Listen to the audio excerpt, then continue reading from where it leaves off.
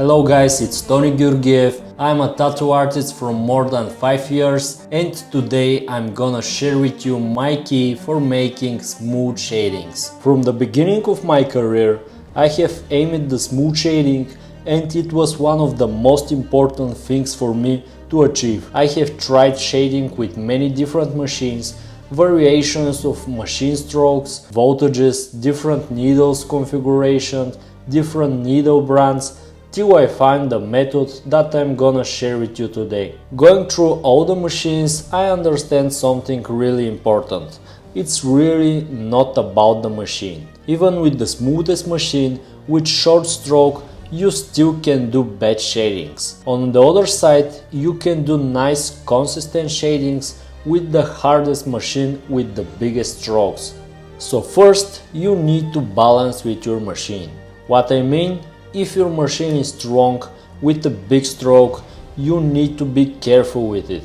Put your voltage low and be more gentle with the pressure. That way you will achieve even the smoothness of the low stroke machine. With the low stroke machine, you can take out the needles out of the tube more, you can use a higher voltage and more pressure. You need some practice to get to know your machine and her powers. So when you know her powers, the thing that you need to do is to use them. For example, I work with 4.0 stroke, which is very strong and makes solid line, filling and color packing. It's really not the most recommended machine for shading, but even though she is strong and hard, I use her powers for shading. I put the voltage on the lowest possible levels and try to control my pressure. So what is the most important key that I found, which gives you the ability to make perfect shading with any kind of machine?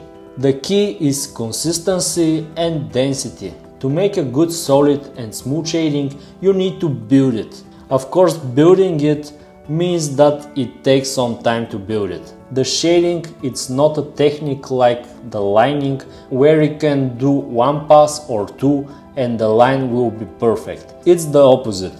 When you pass more than 2 times one line, there is a high chance to make it bad and not so consistent. But when you just pass the shading 1-2 times, it stays really loose and it looks like a scratch. The key for building shadings is to build it slowly and to give time to build every single shade. That means it will take as much as passes as it needs to be built. If you look at the video, you can see how many passes I make just on one spot. If you look at the video, you can see exactly how many passes I make just on one spot. Sometimes when the skin comes down, I even go back and make some more to make it even more density.